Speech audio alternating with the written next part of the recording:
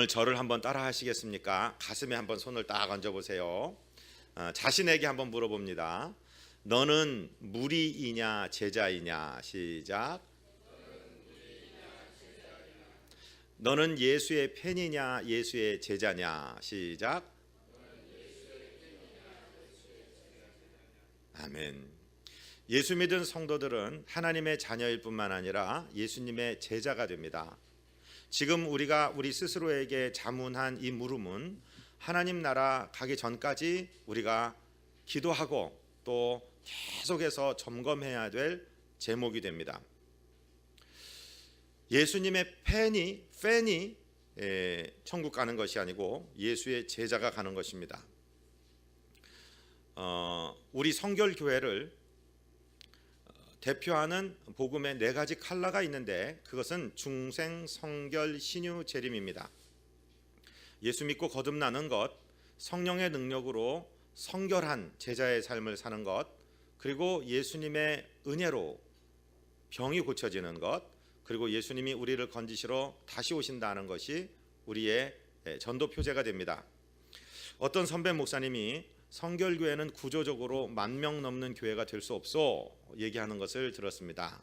왜 그런 말씀하십니까? 했더니 바로 전도 표제 중 이 성결교회의 특징이 되는 성결이라는 교리 때문에 그렇습니다. 아무나 와도 좋소. 죄인들이 다 오시오. 그냥 죄인인 상태에서 귀나 즐겁게 하다가 가시오. 그러면은 10,000명 이상 모일 텐데 예수 믿어서 하나님의 자녀가 된 사람에게 이제 예수님의 제자로 살아야 됩니다. 성령 충만 받아 성결한 삶을 살아야 됩니다. 라고 얘기하니까 너무 말씀 지키기가 어렵다. 그래서 떠나간다. 그런 말씀을 해요. 매우 일리 있는 이야기라고 생각합니다. 예수님 주변에는 많은 사람들이 늘 인산인해를 이루며 몰려다녔습니다. 오늘 본문에도 많은 무리들이 와서 예수님을 애워쌌다라고 말씀하고 계십니다. 그런데 예수님을 많이 둘러싼 무리에 속해 있으면 안 됩니다. 무리가 예수님을 찾아오고 예수님 주변에 몰려들고 예수님을 애워싼 이유가 무엇일까요? 우리 주보에 마가복음 1장 32절 33절이 기록되었는데 같이 읽어보겠습니다. 저물어 해질 때에 모든 병자와 귀신 들린 자를 예수께 데려오니 온 동네가 그 문 앞에 모였더라. 마가복음 1장은 예수님의 공생의 사역이 막 시작되는 것을 기록하고 있는데 예수님은 사람들에 있는 병을 고쳐주셨습니다. 귀신 들린 사람들에게서 귀신을 쫓아주셨습니다. 그리고 먹을 것을 먹여주셨습니다. 그러니까 육신의 필요, 예수님 근처에 가면은 먹을 게 생겨. 예수님께 가면 내 병을 고칠 수 있어. 귀신 들린 우리 식구 중에 이 귀신을 쫓아줄 수 있어. 그래서 사람들이 늘 인산인해를 이루고 예수님 주변에 몰려들었다는 것이죠. 예수님께서 사람들에게 이렇게 말씀하신 적이 있습니다. 요한복음 6장 26절입니다. 예수께서 대답하여 이르시되 내가 진실로 진실로 너희에게 이르노니 너희가 나를 찾는 것은 표적을 본 까닭이 아니요 떡을 먹고 배부른 까닭이로다. 예수님 시대에 전부 다 배가 고팠습니다. 먹을 게 없었습니다. 그런데 어느 날 벳세다 광야에서 예수님이 하루 종일 설교를 하시는데 그렇게 말씀이 좋고 듣기 좋은 데다가 배가 고팠는데 그만 어린아이 도시락 하나 드시고 기도하시더니 그저 그 도시락 하나로 남자만 5,000명, 여자들 아이들 다 치면 한 2만여 명이 넘는 인파들이 12광줄이나 남길 정도로 배부르게 먹었습니다. 그러니까 주님 곁에만 가면 그저 먹을 게 생기고 병이 고쳐지고 건강해지고 이런 이유들로 사람들이 많이 몰려왔습니다. 그런데 오늘 본문의 말씀을 잘 들으셔야 됩니다. 오늘 본문 마태복음 8장 18절은 뭐라고 기록하고 있습니까? 같이 읽습니다. 예수께서 무리가 자기를 애워싸는 것을 보시고 건너편으로 가기를 명하시니라. 지금 무리가 잔뜩 몰려왔는데 그들의 박수 소리, 그들의 예수님을 향한 칭찬, 예수님 사랑해요 하는 소리를 얼마나 좋아하셨겠습니까? 그런데 그 무리들을 놔두고 야, 배를 띄워라, 우리가 호수 건너편으로 가자, 이렇게 말씀하시는 거예요. 참 이해하기 어렵습니다. 저는 목사로서 우리 교회에 앉을 자리가 없이 성도들이 많이 몰려오는 게 좋고, 야, 목사님 대단합니다, 목사님 참 좋아요, 목사님 사랑해요, 그러면 그 소리에 완전히 취해버려서 그래요, 우리 같이 놀고 같이 먹고 그러십시다, 이러고 싶은데, 주님께서는 오히려 무리들이 몰려오는 것을 보시고서는 그만 바다 건너편으로, 호수 건너편으로 가자라고 말씀을 하시는 거예요. 참 이해하기 어려운 것입니다. 요한복음 6장 14절 15절을 제가 읽어드릴 테니까 들어보십시오. 그 사람들이 예수께서 행하신 이 표적을 보고 말하되 이는 참으로 세상에 오실 그 선지자라 하더라. 그러므로 예수께서 그들이 와서 자기를 억지로 붙들어 임금으로 삼으려는 줄 아시고 다시 혼자 산으로 떠나가시니라. 백성들이요, 맞아, 기다리던 메시아가 바로 이분이야. 그리고 억지로 와서 예수님을 왕을 삼으려고, 유대의 임금을 삼으려고 하는 계획을 아시고서는 예수님이 혼자 산으로 떠나가셨다, 이렇게 성경은 기록하고 있어요.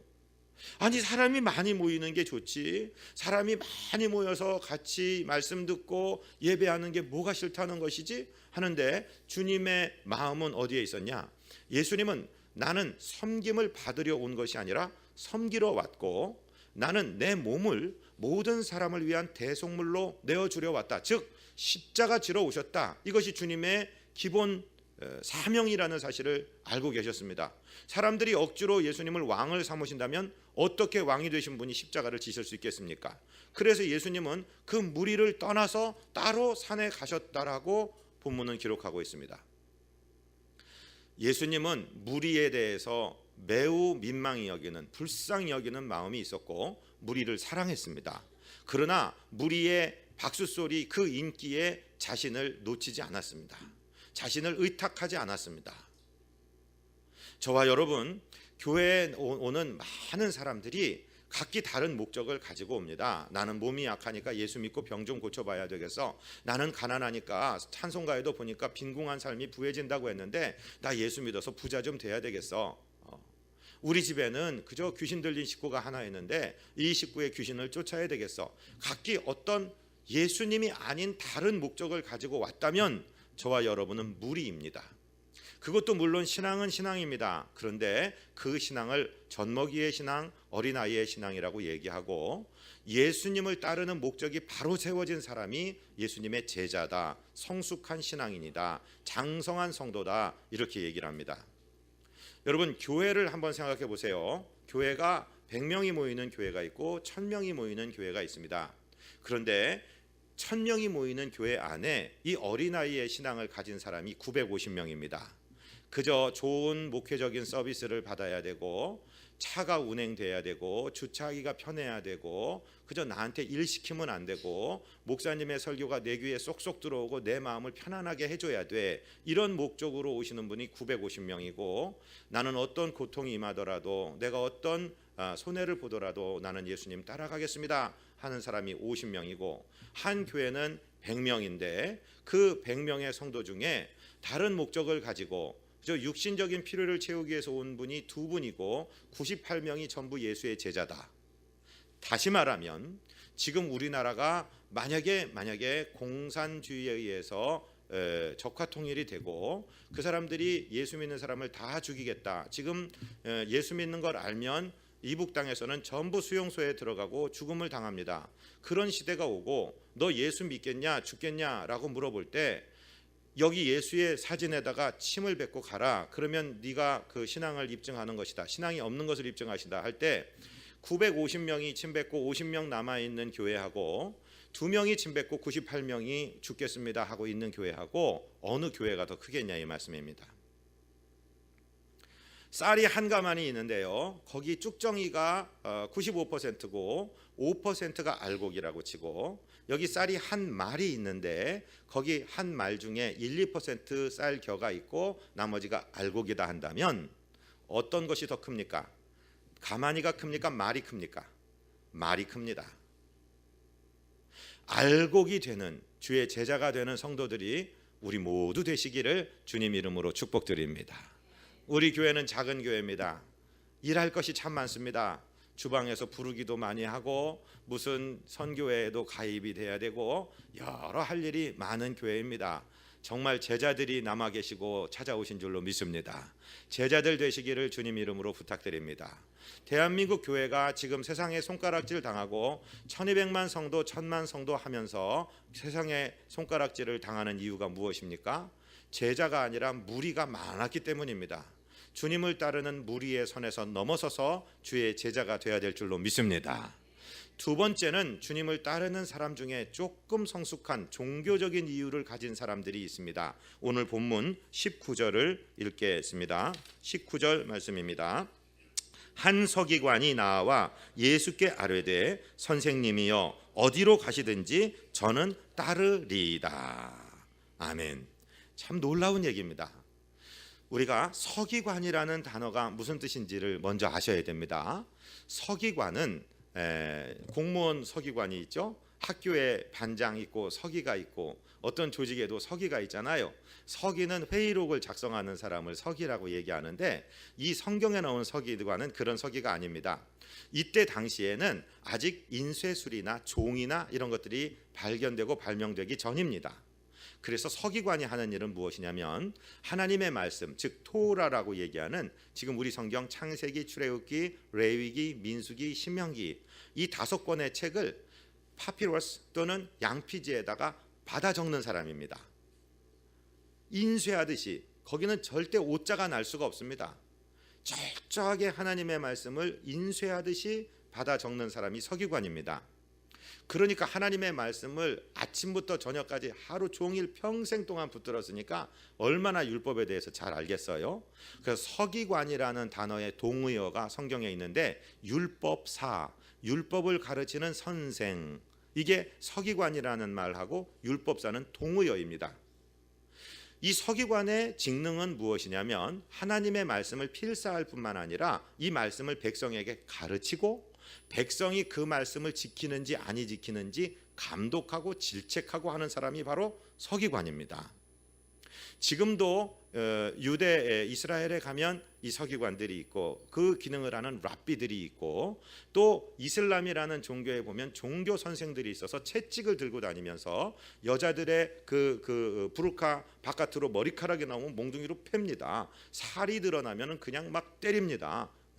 그런 사람들의 일종이 서기관이라는 거예요. 그러니까 구약에 나오는 613가지의 율법 조항에 대해서 아주 정통한 사람입니다. 그리고 그거 어기면은 그냥 단칼에 치는 사람이죠. 그런데 그렇게 종교적으로 열심을 하고 하는데도 마음에 공허함이 있는 거예요. 풀리지 않는 의문이 있는 거예요. 종교를 열심히 종교 생활하면 자기가 평안하고 평강하고 구원의 확신이 올 줄 알았는데 그저 마음이 매우 괴로운 거예요. 그런데 예수님의 가르치는 걸 보니까 서기관하고는 전혀 다른 가르침을 가집니다. 마가복음 1장 27절 제가 읽어드릴 테니까 들어보십시오. 다 놀라 서로 물어 이르되 이는 어찌미냐 권위 있는 새 교훈이로다 더러운 귀신들에게 명한즉 순종하는도다 하더라. 예수의 소문이 곧 온 갈릴리 사방에 퍼지더라. 예수님의 가르침은 서기관들의 가르침과 달랐습니다. 서기관은 그저 자기가 글씨 읽고 깨달은 것을 가르치는 거예요. 제가 자주 드리는 표현이지만 여기에 물이 있다고 이것이 컵이라고 책에 써 있습니다 라고 얘기하는 것과 여기 물이 들어있는 이게 물컵이에요 하는 것은 하나는 책 읽고 깨달은 사람이고 하나는 체험해서 깨달은 사람이기 때문에 예수님의 가르침은 서기관들과 같지 아니하고 권세 있고 권위 있는 교훈으로서 귀신들도 예수님의 말씀을 듣고 떠나가더라 이렇게 지금 기록하고 있죠.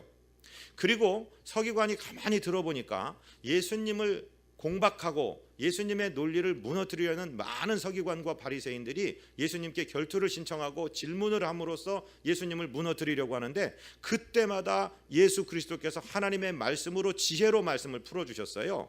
그러니까 서기관이 볼 때 아주 매력적이었습니다. 이 종교적인 의문, 종교적인 답답함을 해결하시는 분이기 때문에 예수님 당신 어디를 가든지 내가 따라가겠습니다 이렇게 얘기했던 것입니다. 그런가 하면 예수님의 제자들 중에서는 이런 일도 있었죠. 우리들의 이야기가 될 수도 있습니다. 어느 날 예수님이 베드로와 야고보와 요한을 데리고 어떤 산에 올라가셨는데 거기서 갑자기 예수님의 모습이 확 변하는 거예요. 그냥 얼굴에 광채가 나고 몸이 광채가 나고, 그리고 옆에 두 사람이 섰는데 자기들이 딱 영으로 느낄 때 한 사람은 구약의 율법을 대표하는 모세이고 한 사람은 선지자를 대표하는 엘리야가 서서 있는 그 황홀한 장면을 목격하게 되었어요. 그러자 베드로가 뭐라고 이야기하냐면 우리 주보에 마가복음 9장 5절이 나와 있습니다. 같이 읽습니다. 베드로가 예수께 고하되 랍비여, 우리가 여기 있는 것이 좋사오니 우리가 초막 셋을 짓되 하나는 주를 위하여, 하나는 모세를 위하여, 하나는 엘리야를 위하여 하사이다 하니, 이는 그들이 몹시 무서워하므로 그가 무슨 말을 할지 알지 못함이더라. 아멘. 베드로가 그 엄청나게 영광스러운 장면, 그 환상과도 같은 장면을 보니까 자기가 뭐라고 말하는지도 모르면서 주님 저 세상에 데려가지 마세요. 내가 여기다가 초막 셋을 질 거예요. 하나는 주님을 위해서, 하나는 모세를 위해서, 하나는 엘리야를 위해서 지을 테니까 저 냄새나고 더럽고 지지고 볶는 저 세상에 내려가지 마십시다. 우리 여기서 사십시다. 이렇게 얘기해요. 여러분, 신앙생활 하다가 이런 거 경험해 보신 적 있으십니까? 기도원 집회를 올라갔어요. 또는 부흥 집회를 하는데 너무너무 좋은 거예요.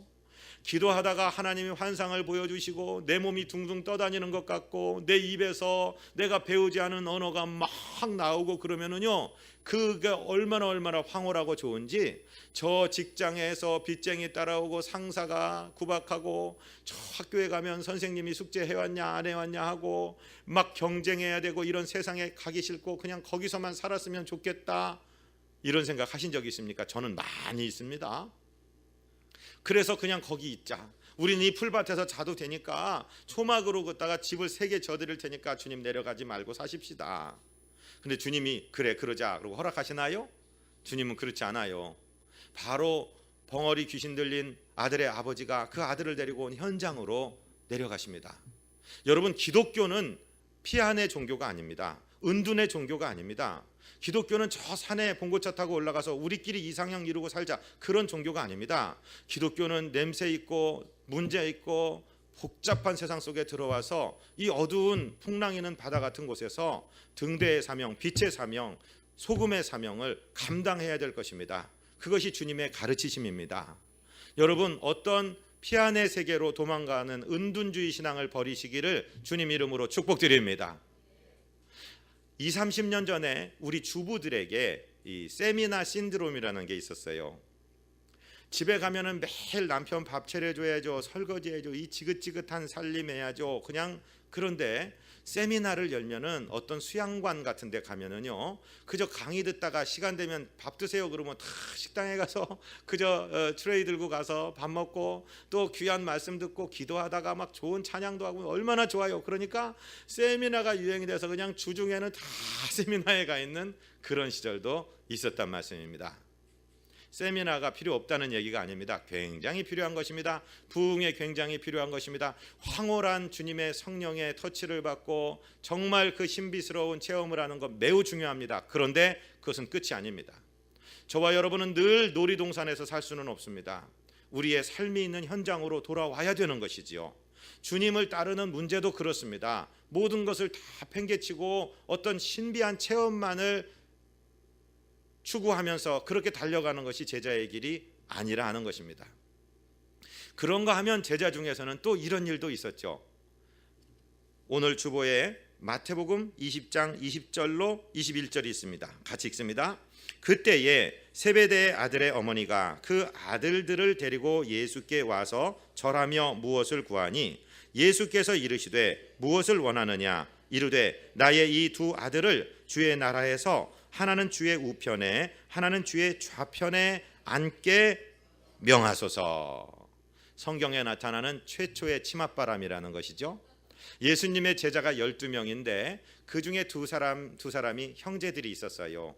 야고보와 요한이라는 사람의 아버지는 세베대고 그 아내 되는 요한과 야고보의 어머니가 아들 둘을 손잡고 옵니다. 그러면서 주님, 제가 특별히 청탁할 것이 있어서 왔습니다. 주님의 나라를 회복하실 때, 즉 당신이 이스라엘의 왕이 되실 때 나의 이 두 아들을 하나는 주님 오른편에 하나는 주님 왼편에 좀 앉게 해주세요. 이렇게 부탁하니까 다른 제자들이 그 소리를 들으면서 부글부글 끓어오르는 겁니다. 자기들도 그런 마음이 있었는데 이 사람들이 먼저 엄마까지 동원해서 와서 이렇게 선약을 해버리니까. 그런데 예수님은 참 대단한 질문을 하십니다. 야, 세베대의 아들들아, 내가 마시려는 잔을 너희도 마실 수 있겠느냐? 라고 물어보시는 거예요. 그러니까 나를 따라온다는 것, 내 옆에 앉는다는 게 무슨 의미인지 아직 모르고 그저 이 두 사람, 그 어머니까지 데려와서 공명심에서 주님을 따르겠다는 겁니다. 생각해 보십시오. 5천 명을 먹이는데 자기들이 그 주님의 기적으로 만든 빵과 생선을 날아다니며 아마 발이 땅에 닿지 않는 것 같은 그런 기분 좋은 걸 느꼈을 것입니다. 그리고 주님이 박수를 받고 많은 사람에게 사랑받으니까 내가 저분 옆에 서면 굉장히 높아질 것으로 생각했겠죠. 오늘날 교회에도 그런 신자들이 있습니다. 학교 다닐 때 반장도 한번 못 해본 분은 교회 와서 무엇인가 중요한 사람이 되고 그저 여기서 내 이름을 조금 내보자 해서 그거에 무너지고 나면 자기의 그 어떤 인지도나 중요성이 떨어지고 나면 그저 누구든지 그냥 세상 말로 치 받는 그런 현상이 일어나는 거죠. 근데 주님께서 그렇게 물어보니까 내가 마시려는 잔 너희들 마실 수 있어? 그러니까 야고보와 요한이 뭣도 모르면서 예, 그렇게 할게요. 그래서 어떻게 됐습니까? 예수님의 12제자 중에 처음 순교를 당한 사람은 야고보입니다. 그리고 마지막까지 남아서 그 기름가마에도 들어갔다 오고 그 모진 학대를 고난을 핍박을 견디고 마지막에 죽은 사람은 요한이 되는 것입니다. 여러분, 우리가 기도하는 대로 그대로 이루어지는 것입니다. 그런데 주님께서 내 옆에 앉는 것은 내가 정하는 것이 아니라 아버지께서 정하는 것이다, 이렇게 말씀하셨죠. 즉 예수님을 따르는 무리들은 육신적인 필요를 위해서, 또 서기관이나 제자들은 어떤 공명심이나 어떤 종교적인 욕구나 하여튼 주님이 원하시는지 않는 다른 어떤 것들을 위해서 주님을 따라다녔습니다. 그런데 말씀입니다. 오늘 주님이 우리에게 말씀하시는 것은 오늘 20절의 말씀입니다. 20절 말씀 같이 읽을까요? 예수께서 이르시되 여우도 굴이 있고 공중의 새도 거처가 있으되 인자는 머리 둘 곳이 없다 하시더라. 이게 무슨 말씀을 할까요? 서기관, 너 나 따라오려고 그러느냐? 나 따라오려면 마음 자세 하나 바로 먹고 따라와야 되는데 여우도 굴들이 있다. 그리고 공중에 날아다니는 새도 어느 나뭇가지에 네스트가 둥지가 있다. 그런데 나는 내 머리를 한순간 편히 두고 쉴 만한 곳이 없다는 사실을 알고 내가 가는 길을 동행하기 원한다면 너 나를 따라오거라, 이 말씀입니다. 사랑하고 존경하는 성도 여러분, 저와 여러분의 신앙은 예수님이 좋아서 그저 예수님이 어떤 일을 당하든지 나도 그 길에 서겠습니다 하는 순수한 신앙 되시기를 주님 이름으로 축복드립니다. 그것이 제자입니다. 저는요, 우리 주님 다시 오실 때 우리 사랑하는 비전교회 성도님 중에 한 분도 낙오 없이 전부 이 예수님 편에 설 수 있는 승리자들이 되시기를 주님 이름으로 축복드립니다. 주님 손에 붙들린 어떤 선물 보따리, 주님 손에 붙들린 부귀영화, 주님 손에 붙들린 어떤 명예나 어떤 육신의 쾌락이 아니라 정말 주님 앞에 잘하였다, 착하고 충성된 종아, 네가 작은 일에 충성하였구나 라는 칭찬을 들을 수 있는 그런 주의 제자들이 되기를 원합니다. 그분들이 바로 알곡이 되는 것입니다. 주님이 미리 말씀하십니다. 네가 원하는 은과 금 그거 내게 없다. 네가 원하는 부귀영화, 명예, 공명심 그거 내가 너에게 줄 수 없어. 왜냐하면 여우도 굴이 있고 새도 둥지가 있건만은 나는 머리 둘 곳이 없으니까 내 제자가 되려면 그런 욕심은 버리고 내게로 오너라, 주님께서 말씀하십니다.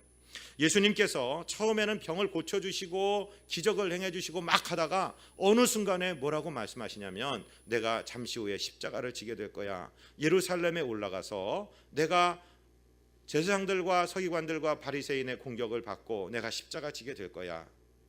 그리고 내가 사흘 만에 살아날 거다.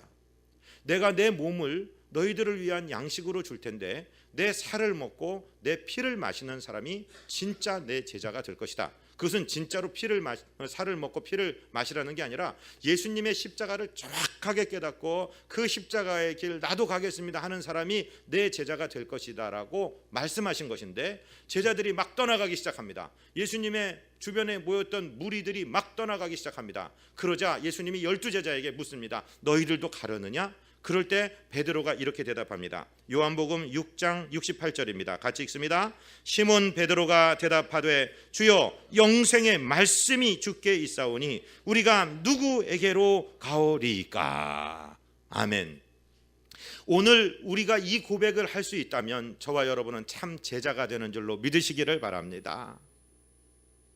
교회에 오면 내가 사람을 많이 만나 내 장사가 잘 되니까, 교회에 오면 내 종교적인 욕구가 풀려지고 그저 마음이 편안하니까, 이런 수준이 아니라 주님이 좋아서, 주님의 말씀이 좋아서, 나는 주님의 말씀 없으면 못 살겠습니다. 여러분 집에서 혼자 성경을 읽으실 때든지 아니면 해석되는 하나님의 말씀을 들으실 때든지, 이 말씀은 나를 위한 말씀이야. 주님, 내가 명예나 권세나 쾌락이나 재물이나 이런 게 아니라 주님 말씀 없으면 나는 못 살겠습니다. 주님 말씀이 은혜가 됩니다. 그래서 나는 주님을 떠나지 않겠습니다 한다면 저와 여러분은 제자라는 말씀입니다. 할렐루야. 목사가 언제 이쁩니까? 목사가 밥 사줄 때, 용돈 드릴 때, 그럴 때 이쁩니까? 저는 그런 거 없습니다. 목사가 이쁜 거는 하나님의 말씀을 그대로 풀어줘서, 예수님이라는 내 신랑이 이렇게 좋은 분이구나, 말씀이신 예수님이 이렇게 좋은 분이구나 할 때에 그 말을 전하는 목사가 귀하지 않겠습니까? 아멘 좀 해보세요. 아멘. 생명의 말씀, 영생의 말씀이 주님께 있는데 내가 주님을 떠나 어디로 가겠습니까? 하는, 정말 말씀이신 예수님만 사랑하는 근본적인 신앙 안에 머물게 되시기를 주님 이름으로 축복드립니다. 다른 어떤 것 때문이라면 우리의 신앙은 변색된 신앙입니다. 옛날에 우리 교회에 나오던 분이 한 분 계세요. 그분은 목사가 나이가 동갑내기고 그분이 혼자 신앙생활하고 많이 좀 어렵고 그러기 때문에 특별한 관심을 가지고 특별히 기도를 해드렸습니다. 그런데 그분이 그게 좋았는지 목사님 평양 가면 나는 평양까지 따라갈 거예요 라고 했는데, 그리고 다음 해인가 없어졌어요. 어떤 인간적인 정의나 나를 관심 갖고 나를 위해서 기도해 준다 그래서가 아니라 주님의 말씀, 생명이신 예수님, 말씀이신 예수님을 잘 전하고 말씀이신 주님과 내가 하나 되게 하는 것 때문에 그 말씀에 붙어 있게 되시는 정말 본질적인 제자들이 되시기를 주님 이름으로 축복드립니다. 여우도 굴이 있고 새도 둥지가 있건만은 인자는 머리 둘 곳이 없다. 그 각오를 가지고 다른 주님의 손에 붙들린 다른 선물 보따리가 아니라 주님 자신을 좋아서 천국까지 내 주님 따라가겠습니다 하는 자세로 저와 여러분이 예수를 믿어야 된다는 것이죠. 그렇게 볼 때 우리는, 주님을 따르는 우리는요, 예수님도 아무것도 없었어요. 12제자 파송하실 때도 얘들아 배낭 가지고 가지 마, 돈 넣는 지갑 전대도 가지고 가지 마, 신발도 2켤레 가져가지 말어, 다른 사람에게 인사도 하지 말고 내가 너희들을 보내는 그곳에 가라. 그렇게 보냄받은 사람이 제자라면 저와 여러분의 지금 예금 통장에 플러스는 없고 마이너스만 있어요. 내 앞에 등기된 집 한 채도 없어요. 상관없습니다. 아무것도 없어도 상관없습니다. 주님의 제자 되는 데는 재산이 필요가 없습니다. 할렐루야. 담대하시기를 바랍니다.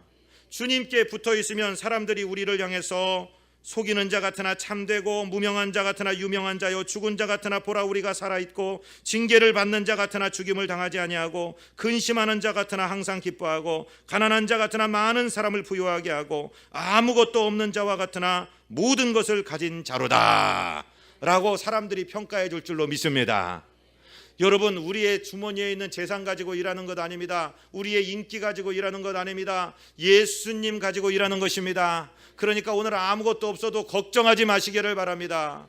가만히 따지고 보세요. 예수님이 어떤 분이에요? 예수님은 머리 둘 곳이 없다라고 말씀하셨지만 실제적으로는 이 우주의 주인이십니다. 창조주이십니다. 소유주이십니다. 할렐루야. 저를 한번 따라해 보세요. 가슴에 손을 얹으시고, 나는 이 세상 최고의 부자다. 이 세상 모든 것이 내 아버지의 것이요 나의 주 예수의 것이기 때문이다. 할렐루야. 아멘. 제가 말씀드리죠. 저는 식당 가서 밥값 한 번도 낸 적 없다고요. 저는 이 세상의 가장 부자이기 때문에, 우리 아버지가 모든 것을 가지고 있기 때문에 저는 식당 가서 밥값을 한 번 안 냈어요. 식당 주인한테 수고비는 준 적이 있어도 밥값은 나는 안 됐어요. 그 사람이 밥을 만든 사람이 아니기 때문에 그래요. 밥은 우리 아버지가 만들어 주신 거예요. 그 사람은 우리 아버지의 밥을 가지고 잘 요리한 서비스를 제공한 거지. 그러니까 수고비를 주고 심부름값을 줘야지 왜 밥값을 거기다 내요. 아멘. 짜장면 한 그릇 먹었는데 얼마요? 그러면 수고비 4,000원 달라 그러면 4,000원 갖고 댁에서 5,000원 받아. 그리고 수고비를 주고 오세요. 절대로 밥값 내지 않게 되시기를 주님 이름으로 축복드립니다. 오늘 내 집에, 내 재산에, 내 등기부에 없어도 상관없어요. 다 주님의 것이니까. 할렐루야. 이게 예수 믿는 사람들의 권세입니다. 주님이 필요할 때는 바로 내 앞에 가져다 주실 줄로 믿습니다. 그래서 주님께서 이렇게 말씀하시는 거예요. 마태복음 6장 31절로 33절. 그러므로 염려하여 이르기를 무엇을 먹을까 무엇을 마실까 무엇을 입을까 하지 말라. 이는 다 이방인들이 구하는 것이라. 너희 하늘 아버지께서 이 모든 것이 너희에게 있어야 할 줄을 아시느니라. 그런즉 너희는 먼저 그의 나라와 그의 의를 구하라. 그리하면 이 모든 것을 너희에게 더하시리라. 아멘. 그의 나라와 의를 구한다는 건 뭐예요? 하나님의 통치를 구한다는 거예요. 하나님 나를 다스려 주십시오. 내 가정을 다스려 주십시오. 내 교회를 다스려 주십시오. 내 나라와 민족을 보호하시고 다스려 주십시오. 그리고 하나님의 나라는 현대어로 얘기하면 교회입니다. 교회의 영광을 위해서, 그리스도의 몸된 교회를 위해서 번영을 구하시기를 바랍니다. 부흥을 구하시기를 바랍니다. 그러면 나머지 모든 것은 주님께서 덤으로 주십니다. 그거는 있어도 좋고 없어도 좋은 것입니다. 그럴 때 우리가 세상의 세파에 흔들리지 않는 승리하는 주의 제자들이 되는 줄로 믿습니다. 우리의 신앙의 목표를 바로 세우고 무리에 속하지 마시고 제자에 속하여서 주님 앞에 서는 날 큰 상급 받는 승리자들 우리 모두 되시기를 주님 이름으로 축복드립니다. 거룩하시고 자비하신 우리 아버지 하나님 감사합니다. 우리가 주님의 제자 되게 하여 주시옵소서. 결정의 순간에 주님의 이름으로 우리의 영달이나 우리의 쾌락이나 우리의 욕심을 구하는 것이 아니라 주님의 제자가 되고 주님의 나라와 의를 구함으로 주님께 칭찬받고 모든 것을 다스리는 권세 있는 주의 제자들 되게 하여 주시옵소서. 없다고 못 가졌다고 원망하거나 불평하는 어리석은 사람들이 아니라 주님께서 모든 것을 가지신 주님께서 나를 부르시고 지명하여 부르시고 제자 삼으셨기에 내가 주의 것이 되었노라고, 나는 주의 친구요 주의 제자라고 담대함을 가지고 살아라는 승리자들 되도록 우리를 깨닫게 하여 주옵소서. 예수 그리스도 이름으로 믿사옵고 축복하고 간구하옵나이다. 아멘.